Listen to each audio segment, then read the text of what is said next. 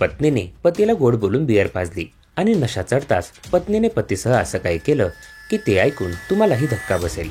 निलेश बागकर हा दापोली तालुक्यातील गिमवणे इथे आपली पत्नी नेहा बागकर हिच्यासह राहत होता। निलेशचा सलून व्यवसाय होता।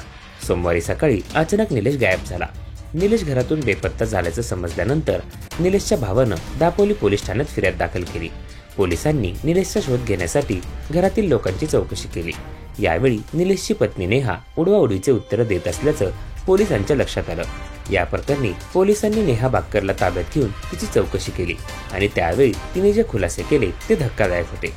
तिने दिलेल्या कबुलीनंतर नेहा बागकर ज्या हॉटेलमध्ये कामाला होती त्या हॉटेलचे सीसीटीव्ही फुटेज पोलिसांनी तपासले तेव्हा ती तिच्या प्रियकरासह दोघे जण हॉटेलमधून बाहेर पडत असल्याचे दिसून आले। त्यामुळे पोलिसांचा संशय अधिक बळावला। नेहाने एका बियर शॉपीवरून बियर खरेदी केल्याचं देखील सीसीटीव्ही मध्ये दिसून आलं। हा सगळा घटनाक्रम जोडल्यानंतर पोलिसांनी नेहाला ताब्यात घेत तिची चौकशी केली आहे। तिनेच पतीला बियर पाजून प्रियकराच्या मदतीने हत्या केल्याची कबुली दिली। आरोपी प्रियकर मंगेश चिंचघरकर हा बस चालक आहे। तो मंडणगड डेपोची बस दापोलीला घेऊन आला असता पोलिसांनी त्याला सापळा रचून अटक केली।